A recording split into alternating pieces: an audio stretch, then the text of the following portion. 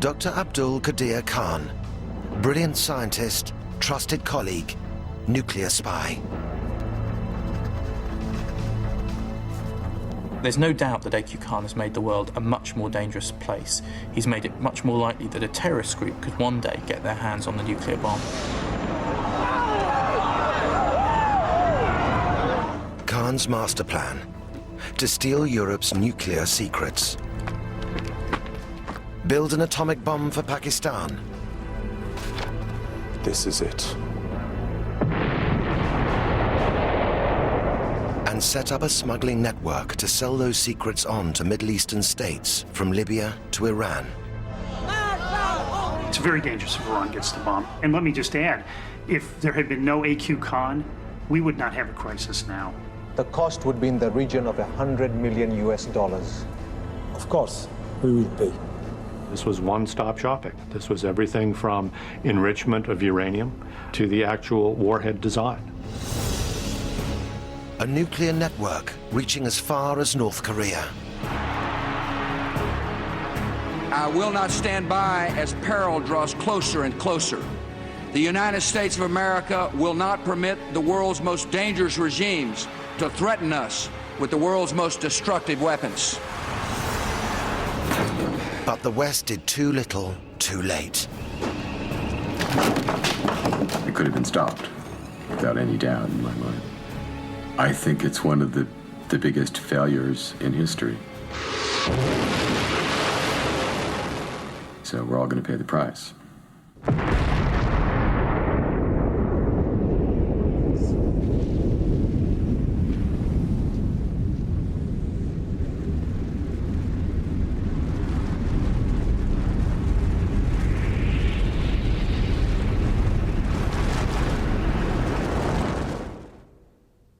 The mastermind behind the biggest global nuclear smuggling ring, A.Q. Khan, is accused of being the most dangerous man in the world.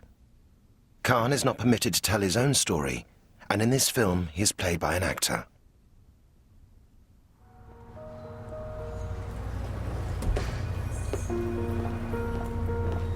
"35 years ago, Pakistani scientist Abdul Khan set out on a path to power and notoriety.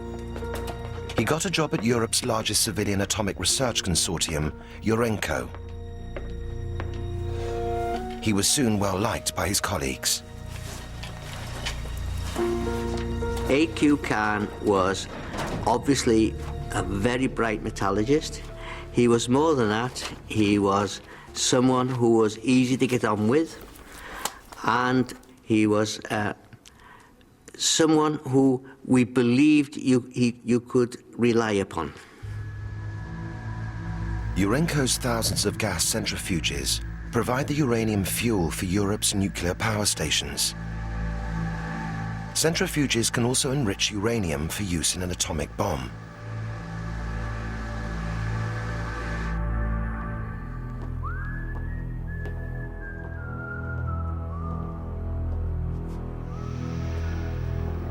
Known to the Pakistani Secret Service as Agent Karim, Khan was on a spying mission. He was forbidden access to all classified material, but security was lax.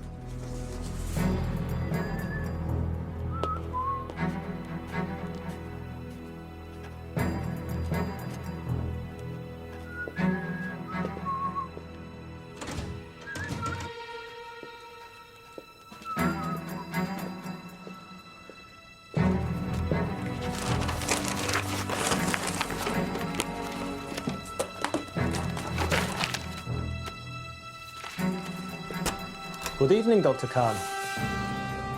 Working late? No, I'm just writing to my family in Pakistan. You see, they're always complaining they never see or hear from me. Okay.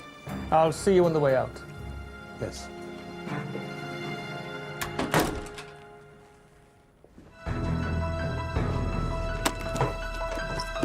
Still unsuspected, Khan flew to Pakistan at Christmas 1975. He took with him his Dutch wife and their 2 young children. He wrote to his employers saying he had contracted yellow fever, and then he never came back. And it would take the Dutch years to discover what Khan had stolen and why.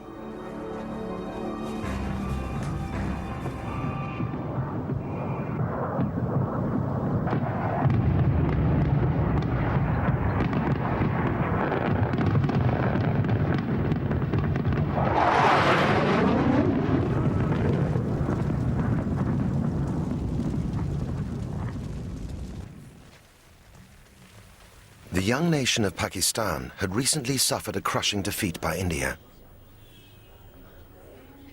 Khan's own family were Muslim refugees from India, and he looked to the Islamic Republic as a safe haven.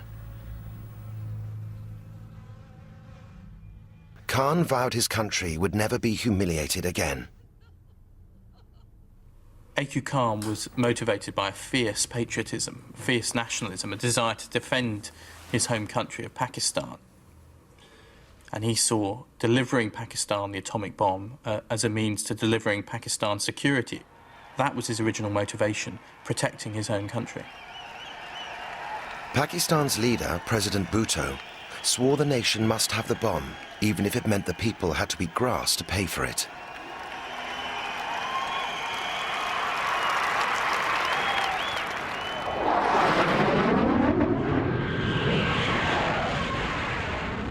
It was a terrifying prospect. An atomic arms race in one of the world's most volatile regions. The next war between India and Pakistan could lead to a nuclear holocaust with global fallout.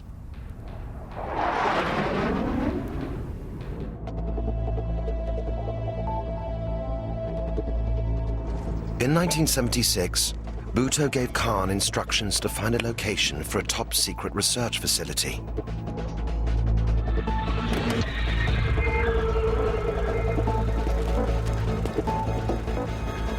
The code name was Project 706.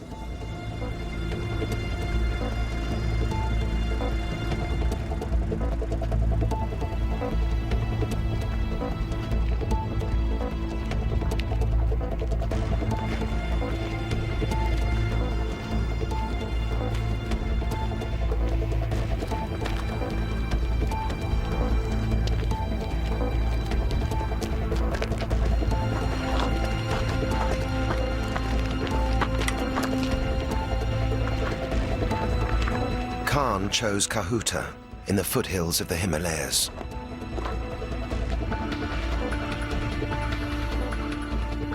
This is it. This is where we will build the plant. His task, to deliver Pakistan's nuclear bomb, the first in the Islamic world.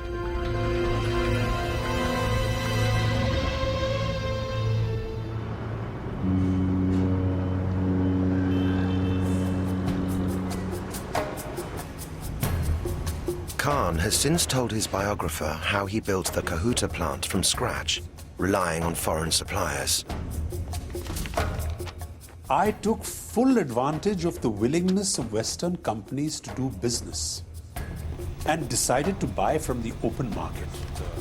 And there were plenty of takers, nuclear profiteers, happy to exploit the lax export regulations in exchange for a fat profit. Perfect times. They begged us to purchase their goods. And for the first time, the truth of the saying, they would sell their mothers for money, dawned on me. We purchased whatever we required. When are you coming to Pakistan? His next step, to create fuel for a bomb. Khan needed to smuggle centrifuge parts out from the West. Khan's agents made contact with German businessman Gotthard Lerck. In this film, all dramatizations of members of the Khan network are based on intelligence reports and legal documents. These are the details of what we require. There should not be a problem. We supply this technology to many customers. And delivery? Will you have any problem with exporting these goods? No, this will not be an issue. You require no special permission from our government. Much nuclear technology is dual use, usable for peaceful purposes or for the bomb. A loophole Khan often exploited. Such deals were worth hundreds of thousands of dollars to Lurk's company.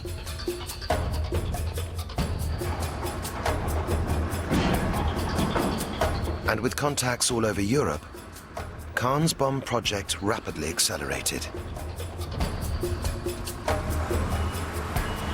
They were operating throughout Western Europe, to some degree in the Middle East. They had people all over the place. It involved a number of businessmen, friends of A.Q. Khan's from his days in Holland and Germany, and many, many others.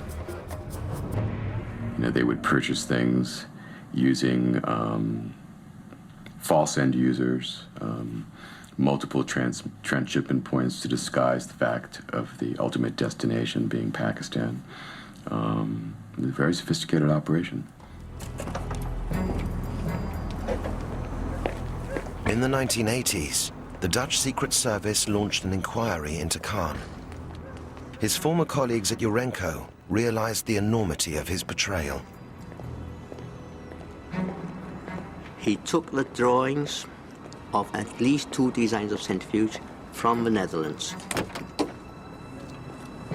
He took them together with the lists of European suppliers who he knew then he could go back to and very quickly get the necessary raw materials, components and equipment.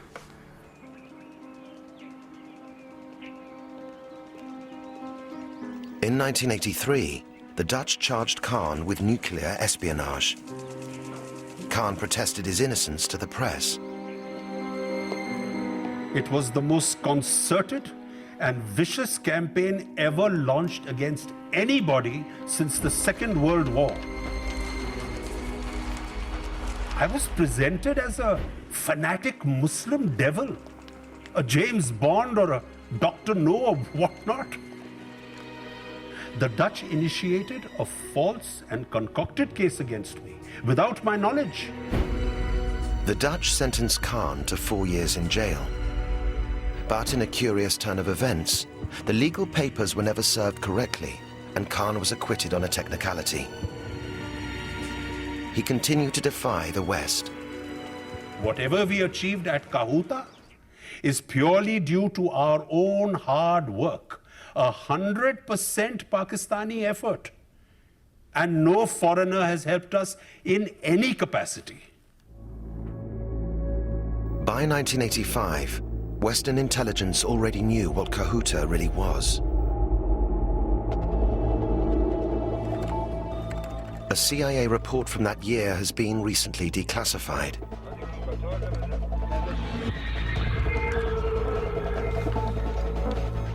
Pakistan has had personnel and facilities dedicated to the pursuit of a nuclear weapons capability since 1971.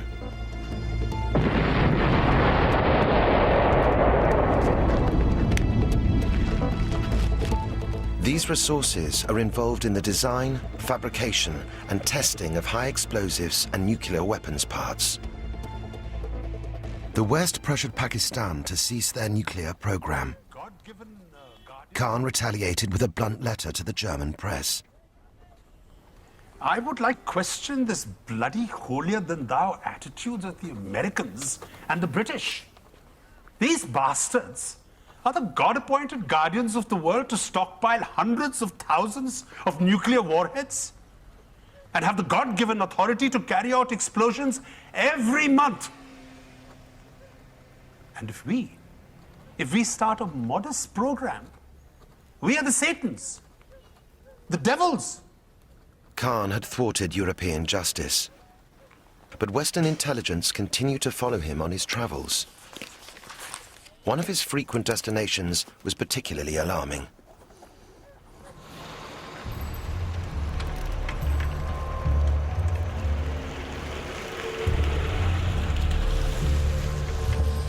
China. Assalamu alaikum. Neha, very good to see you. What business did Agent Karim have with a communist superpower with the world's third largest nuclear arsenal?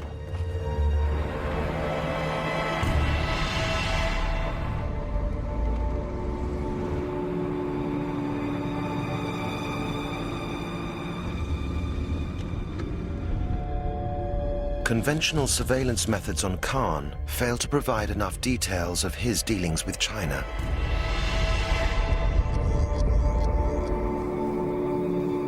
So the CIA mounted a bold operation, which they still refuse to discuss in detail.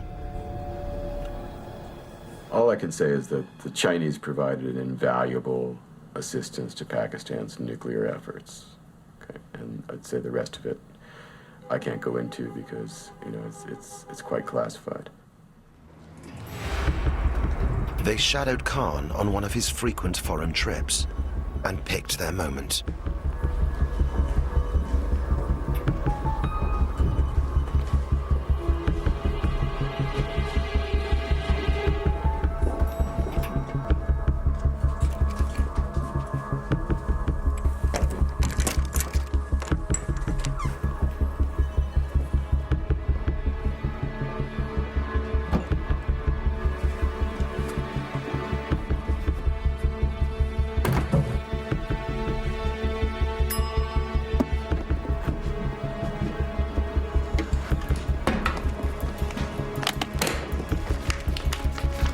I had asked someone to book me a plane ticket to Islamabad. Could you please find out if it has been done? The contents of Khan's briefcase confirmed that Khan had obtained the Chinese design for a nuclear warhead.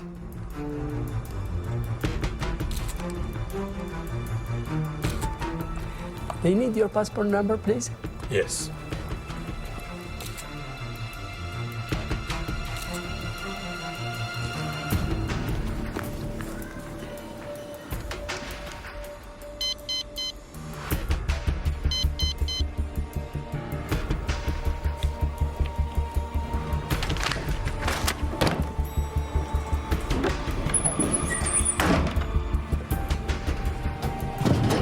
The CIA now knew the full significance of Khan's trips to China. Excuse me. Thank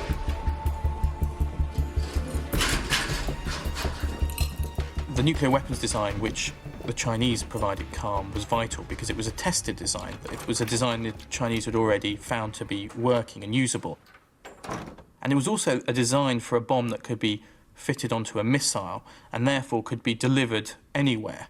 Khan was also working on missiles, as well as nuclear fuel, and now weapons design. So if you put that together, Khan really had everything you needed for a deliverable nuclear bomb. It was a major breakthrough for intelligence, but stopping Khan was now no longer a priority.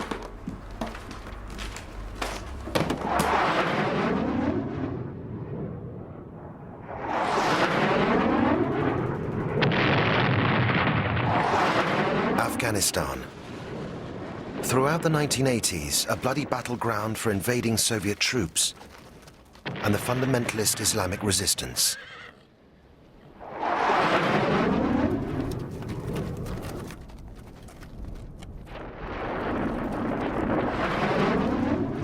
American policy: defeat the Russians at all costs and bring down the evil empire. And they needed a regional ally.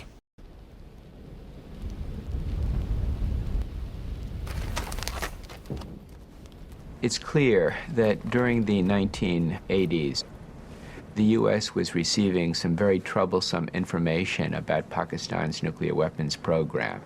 At the same time, of course, the U.S. was depending on Pakistan as a conduit of assistance to the Mujahideen in Afghanistan, in the hope of evicting the Soviet Union from Afghanistan. So even though the U.S. was aware of a number of these activities, it was very reluctant to come down very hard on Pakistan. Khan took full advantage of Pakistan's change in status. By the mid-80s, such was his confidence that his network even started to operate in the United States. Khan was after hardware to update his uranium centrifuges, but it was a step too far.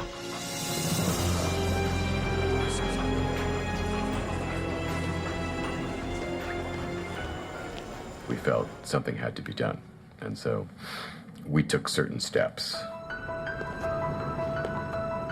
What we were dealing with at this point was violations of U.S. criminal law, as opposed to the Khan network's activities overseas.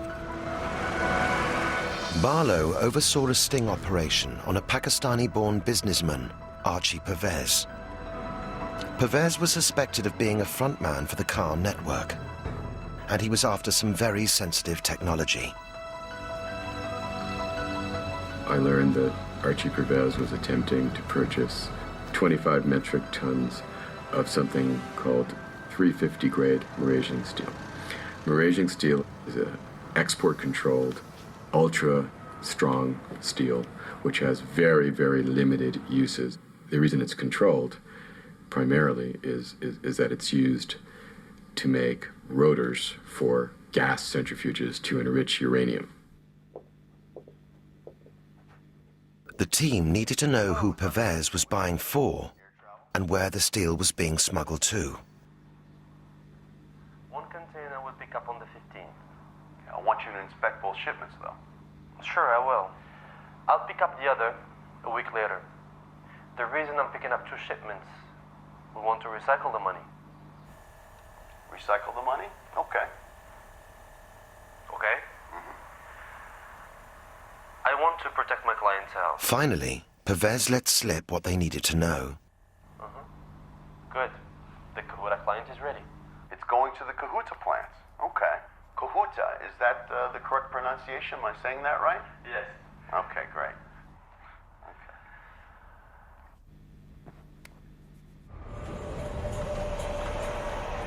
Pervez had no idea it was a sting.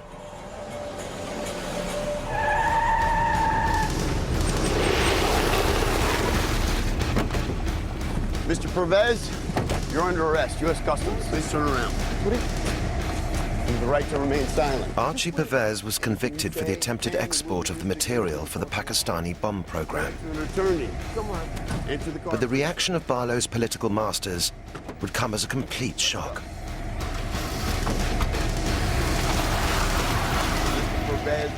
The arrest caused a massive firestorm in Washington here.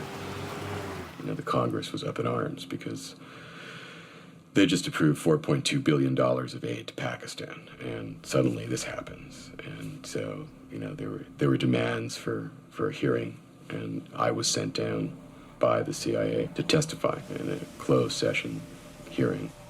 The congressmen were very angry over this. Barlow's operation had come at the wrong time for Washington. Maintaining the alliance with Pakistan in the Afghan war against the Russians was more important than disrupting the Khan smuggling ring.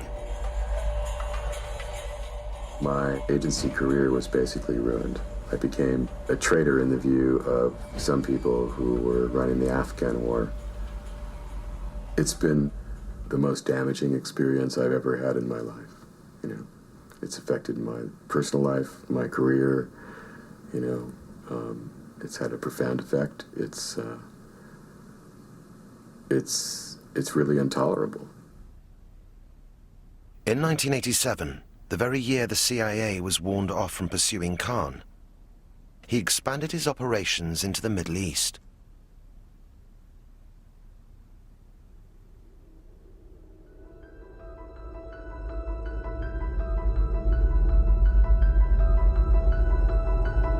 His headquarters were in Dubai, and the nature of his business was changing.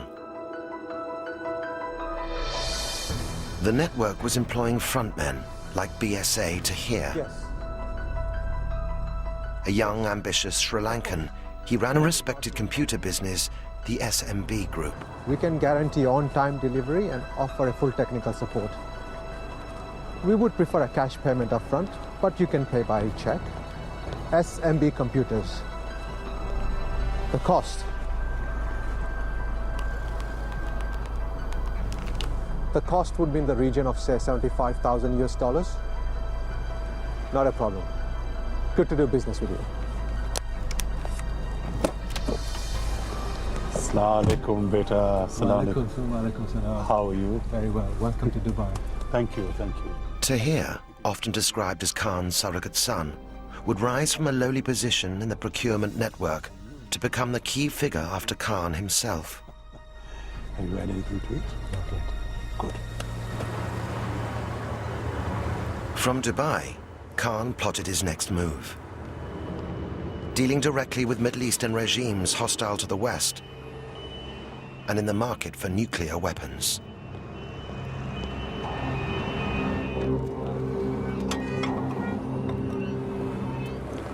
Assalamu alaikum, Heinz. Assalamu alaikum. Please sit down. Said Beta, I would like you to meet a friend of mine, Mr. Heinz Mabus. German businessman Heinz Mabus had already sold technology to the Iraq nuclear bomb program. Now, I thought it's very important that the two of you should meet because Heinz understands, well, perhaps more than anyone, the nature of our business. The West completely missed that in Dubai, Khan and his associates were not just buying, they were selling. It was a catastrophic failure of intelligence.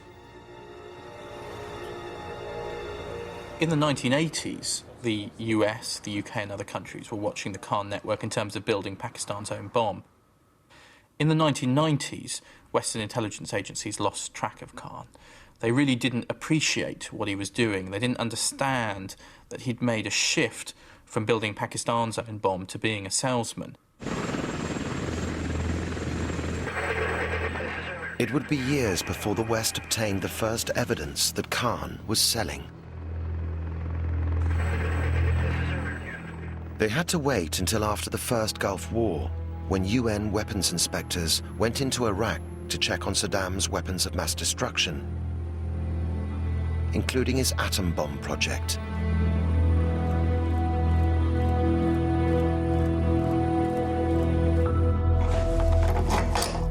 At a chicken farm in the Iraqi desert, they uncovered a treasure trove of documents.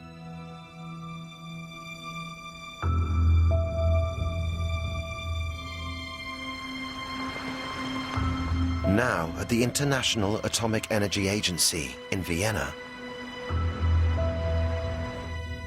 where Khan's former colleague at Urenco, Trevor Edwards, works as a weapons inspector. Still classified, the chicken farm documents include the AB, or atom bomb memo. The memo reveals that in 1990, the Iraqi Secret Service had received an offer from Khan's network. Dr. Abdel Qadir Khan is prepared to give us project designs for a nuclear bomb, materials from Western European countries via a company he owns in Dubai. Ironically, Saddam turned them down because he thought it was a CIA setup.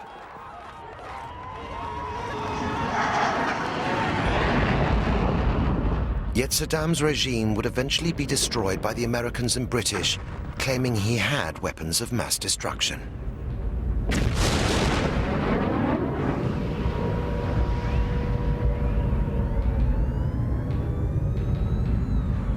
Inexplicably, the West did nothing to stop the very man who had tried to sell Saddam nuclear secrets.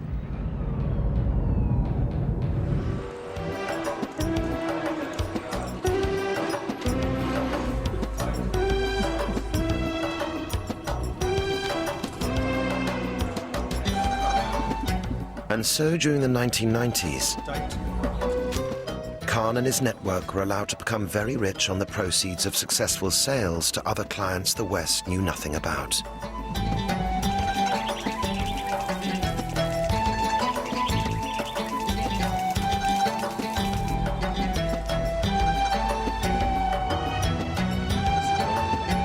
Khan became a multi-millionaire with a large property portfolio, a collection of vintage cars, and a taste for tailor-made suits. Here, I'll take 2 shirts of the same size, please. Thank you. I think Khan was motivated by a mixture of greed and idealism. Greed was definitely there. He amassed a large amount of money. But he also did have wider ideological motivations. Motivations partly centred around resentment of the West, partly centred around a desire to spread the bomb to as many countries as possible because he believed it was the right of countries to have a nuclear bomb for their own security if they wanted it. May 1998. Pakistan exploded its first bomb in response to Indian nuclear tests the same month. The threat of atomic warfare on the subcontinent between the two enemies was now ever present. But overnight, Khan became a hero in Pakistan and much of the Muslim world. I remember how President Musharraf praised me to the Pakistani people. Allah Almighty has heard our nation's prayers. You are a national hero. Your place in history is assured.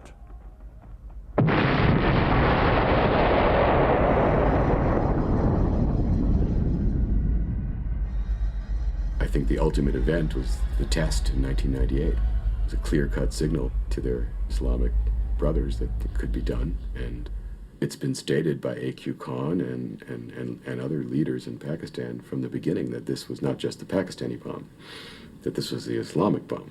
And, you know, I think that that's something of grave concern.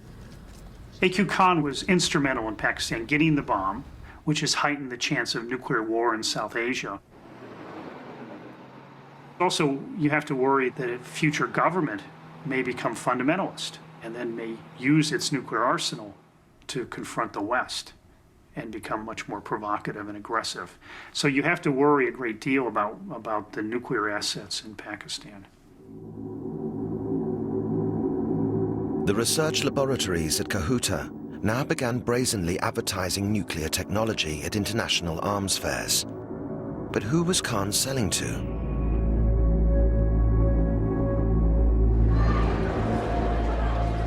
There were a number of warning signs that Khan might have been up to something more dangerous. There were signs from Khan's unusual travel. He was travelling to a lot of countries around the world where it wasn't clear exactly what he was doing. One of these countries was the brutal communist dictatorship of North Korea, which was actively seeking nuclear weapons. The Koreans provided Pakistan with missiles for their atomic arsenal.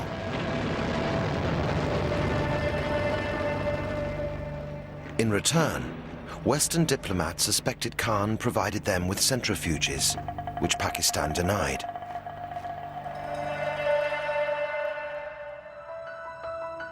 As concerns grew in the late 1990s, intelligence on Khan was made top priority. A joint task force was set up between MI6 and the CIA. It was agreed between the two sides that they'd share everything, but that it would be a very small team and that no one outside the teams would be told about what they were doing. The task force concentrated on Khan's activities in Dubai and the Middle East, and made a shocking discovery. For a valued customer as yourself, I think it is important that we should meet in person. And of course, Khan's network was dealing with one of the West's sworn enemies, Colonel Gaddafi. Libya had orchestrated terrorist attacks against the West, including the Lockerbie atrocity, which cost 270 lives. The intelligence team knew Libya wanted to buy nuclear weapons materials and suspected Khan was prepared to sell them. The question was, what to do about it? We had to make a decision.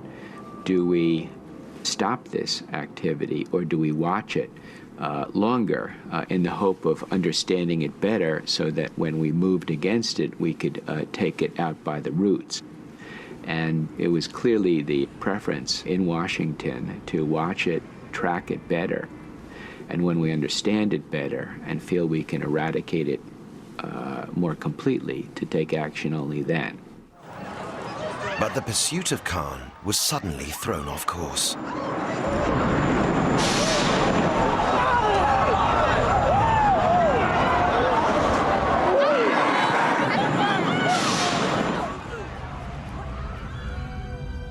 "9/11 strengthened Khan's position, just as the Soviet invasion of Afghanistan had done 20 years earlier.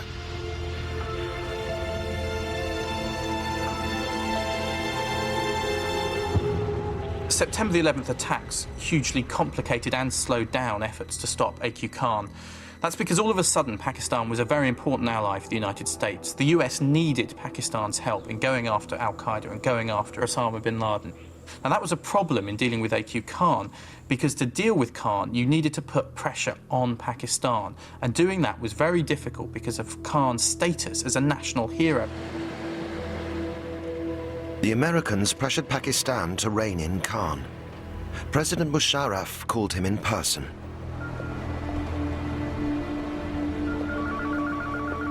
Arey, salam alaikum, Musharraf Saab. This is indeed an honor. Nothing, President Saab. This is a routine trip. I do it so often, and you know that there is no problem. There's nothing to be worried about.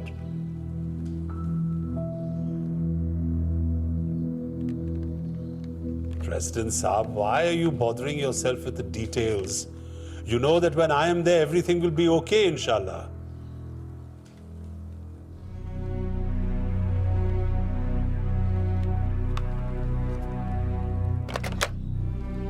Despite the warning, Khan continued to sell Pakistan's atom bomb technology.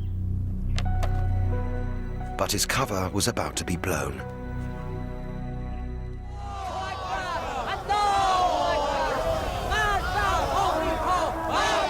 Iran, the hardline Islamic Republic, and another Middle Eastern state with nuclear ambitions.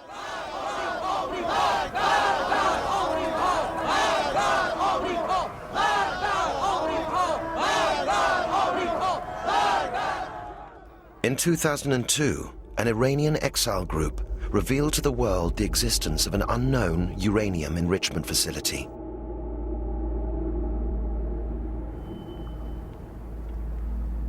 Six months later, after intense diplomatic negotiation, UN inspectors gained access to Iran. We've reconstructed their investigation.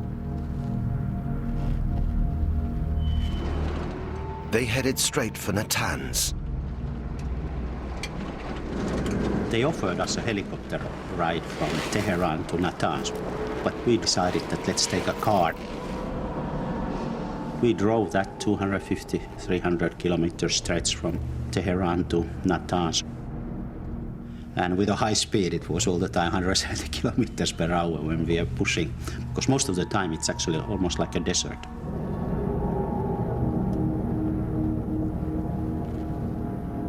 When you get there, you realize that the whole complex is very secretive. The major plant will be underground once it's built. It's not yet built, but once it is built, it'll be underground. And above ground, there is a pilot plant under construction. The inspectors were taken to a conference room and presented with details of the enrichment program.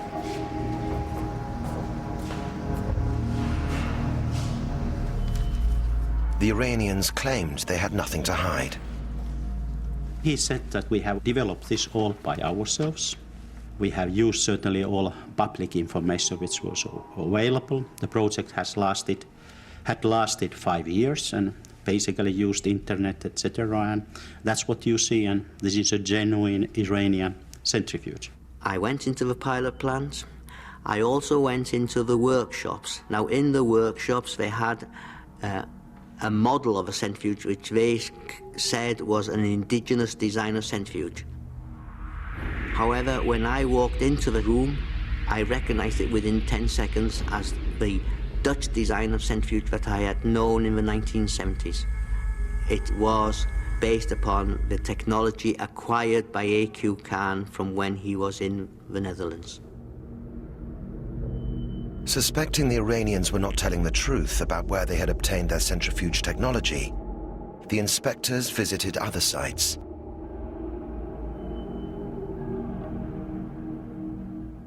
The Iranians claimed that this was just an old watch factory. Their investigation was to reveal far more. There were boxes and cartons piled up against the windows and piled up against the doors.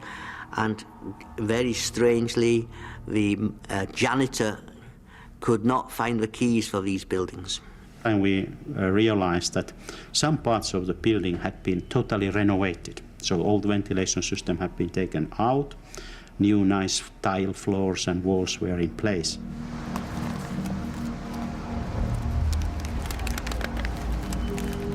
The swipe samples later revealed traces of uranium. The site Kalai had been used for attempted enrichment. But far more worrying, chemical analysis showed the centrifuges could not have been built in Iran. Conclusion: the Iranians were lying. Then they had to do a hard choice. Either stick to their previous explanations and just say, we don't know where it comes from, or you come with the explanation. And they decided to go for explanation. And then the story started to unravel, because then they said that actually it was not entirely genuine. We had got technology from abroad. To the astonishment of the inspectors, the Iranians confessed. They had held a series of meetings with the Khan network starting 16 years before in Dubai in 1987. Khan had 3 trusted lieutenants at the 1987 meeting. Tahir, his uncle Mohammed Farouk, and the German businessman Heinz Mabus. Gentlemen, Dr. Khan sends his apologies that he cannot be here in person, but he sends his best wishes and assures you that we are more than capable of meeting with your request. Please. Now, what you see in front of you are the blueprints for the P1 centrifuge for uranium enrichment. The designs are European and have successfully been built by Dr. Khan in Pakistan, where they are fully operational. So, gentlemen, it's simply a matter of how much you're willing to pay.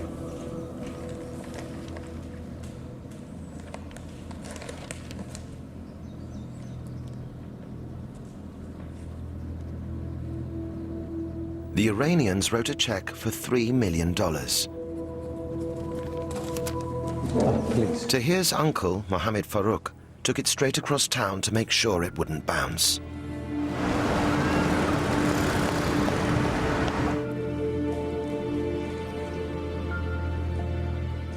The check cleared. Khan had helped Iran along the road to nuclear power. Gentlemen, we are in business. Business with you. Good to do business with you. The Iranians also revealed that later, Tahir sold more centrifuge designs and components. Price, several $1 million, paid in cash.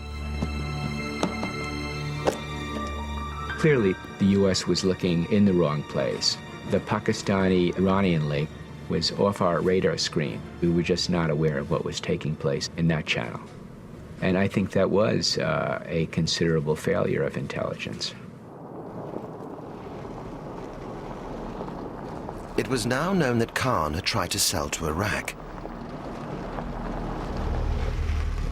There was no hiding the fact that Khan had sold to Iran, and details of even more lucrative deals were about to emerge.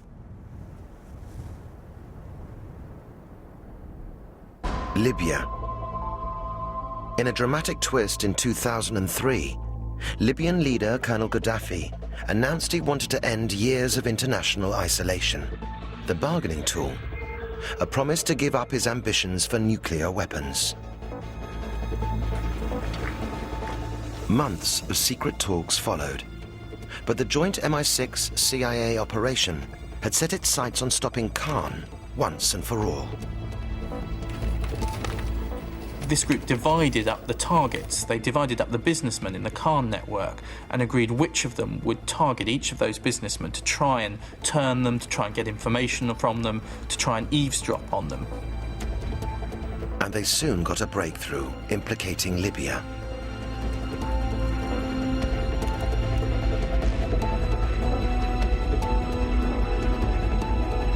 A Malaysian engineering company, SCOMI, had been awarded a contract worth $13 million by Tahir. The factory was told that the specialist equipment was for the Middle Eastern oil industry. And Scomey believed this to be the case. But the project was overseen by Swiss engineer Urs Tinner, the son of one of Kahn's associates who had supplied Kahuta in the 1980s.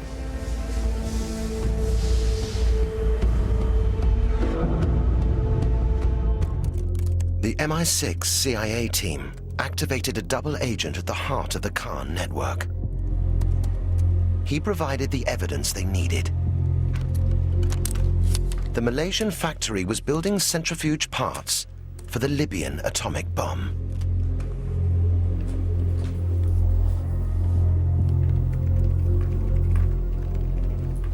In 2003, the same source provided an invaluable tip-off. A container ship, the BBC China, was bound from Dubai to Libya.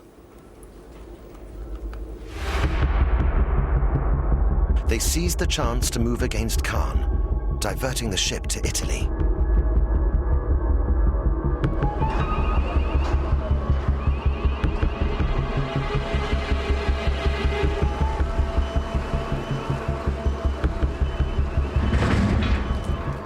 Here, a joint team of CIA and MI6 weapons experts waited to examine the cargo.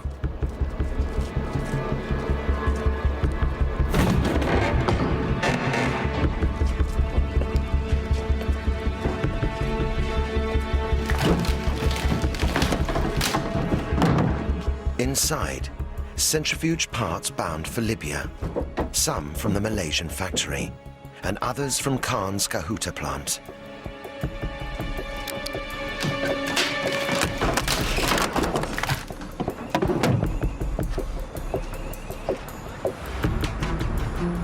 Libyan diplomats were urgently summoned to London. At an exclusive club, the British and Americans used the BBC China seizure as leverage to force the Libyans to give up on their nuclear weapons program. We did have a private room to conduct business in this very impressive surrounding. It was a discussion that was quite difficult, and I think all of the participants in that discussion would agree with that characterization, and it went on for a good number of hours. This evening, Colonel Gaddafi has confirmed that Libya has now declared its intention to dismantle its weapons of mass destruction completely. A month later, a team of UN weapons inspectors arrived in Libya. They told very frankly that they had contacts with Dr. A.Q. Kahn in terms of getting the technology and the meetings mid-1990s. So we got a very good start.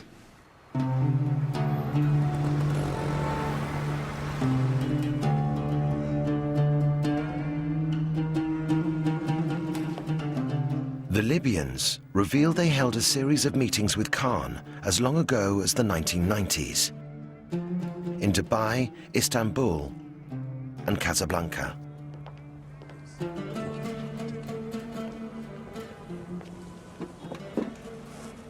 You're asking for a lot.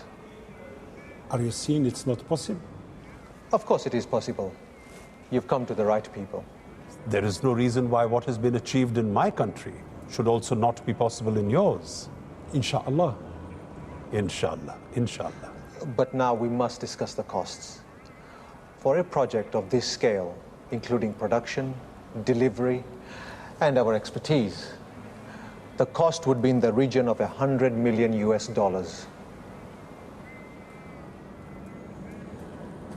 It's a great deal of money. But for what we're offering, surely a small price to pay. Of course, we will pay. Good. Shukran. This remains Kahn's biggest known deal. Good to do business with you. Shukran. Shukran. On the Libya trip, the inspectors were taken to a secret site on the outskirts of Tripoli.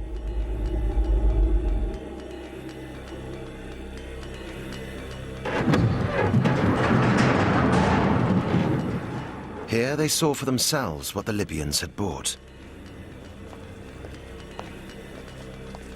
From the Khan research laboratories in Ceuta, vacuum pumps and rotors for centrifuges. From Malaysia, precision parts manufactured by SCOMI. Perhaps most damning of all, a bag from Khan's tailor. Inside, the Chinese nuclear warhead design. This was one-stop shopping. This was everything from enrichment of uranium to the actual warhead design. The fact that you could go to one place and you could buy basically the capability to produce nuclear weapons was something that had to be stopped. News of the Libyan investigation sent the Khan-Tahir network into panic. Listen to me. Listen. Now, it is vitally important that you destroy everything relating to Libya. Yes, all the documents, all the emails, everything.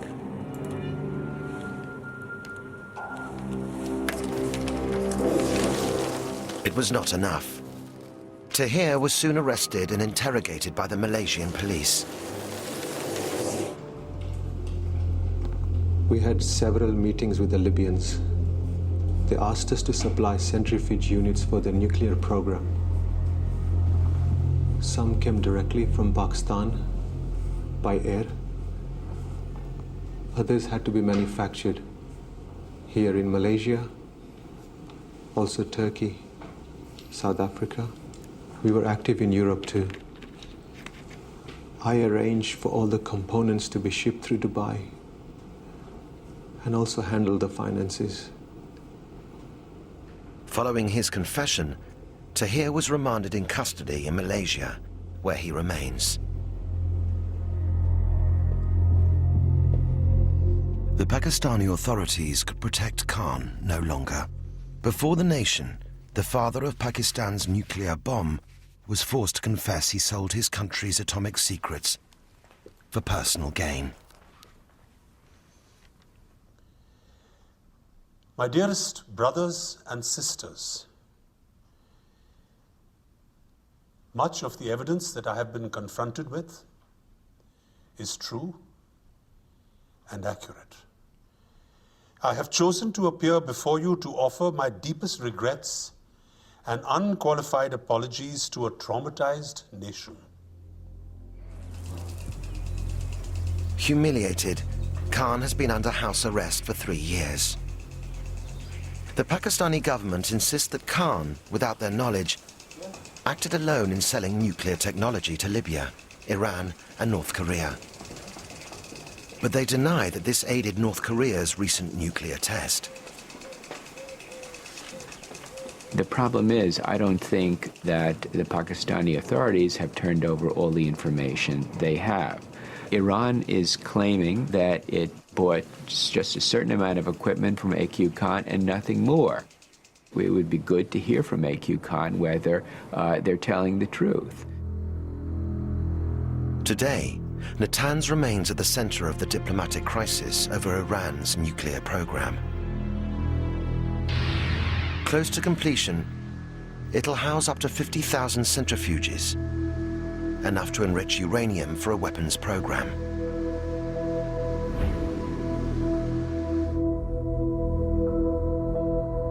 Iran insists that this is for peaceful purposes only.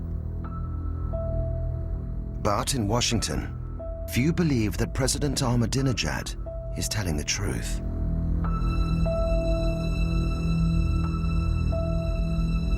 Iran aggressively pursues these weapons and exports terror, while an unelected few repress the Iranian people's hope for freedom. It's very dangerous if Iran gets the bomb. And let me just add, if there had been no AQ Khan, we would not have a crisis now. Iran would not have been able to make progress on building gas centrifuges without the assistance of AQ Khan and his associates. The blame for this crisis really should rest squarely with Khan. And it has since emerged that Khan's one-stop shopping network has been involved in more than supplying centrifuges.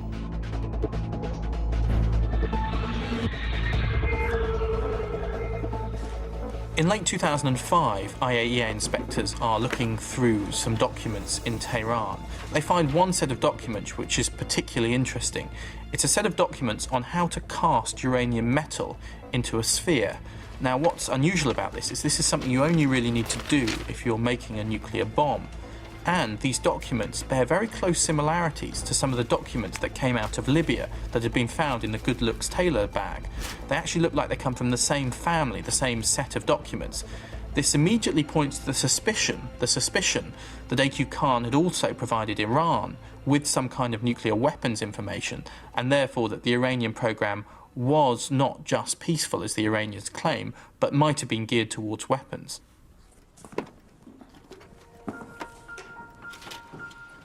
And there are still so many unknowns.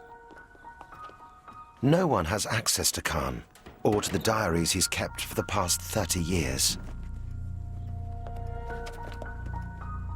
Khan's trade in terror began when he betrayed his colleagues and stole the West's atomic secrets.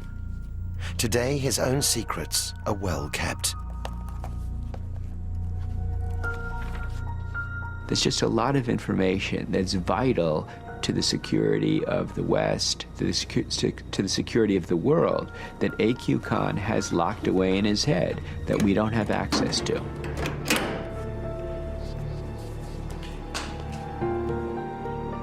I think A.Q. Khan is vastly more dangerous than Osama bin Laden. Osama bin Laden, at the moment, is, capable of nothing more than conventional terrorism. A.Q. Khan has spread weapons of mass destruction to the most dangerous regimes in the world. Nuclear weapons technology is now available on the black market, thanks to A.Q. Khan, the trader in terror. The worst nightmare is that Khan's information will get into the hands of terrorists, or already has, and that it'll be key for them to be able to make a nuclear weapon that destroys one of our cities.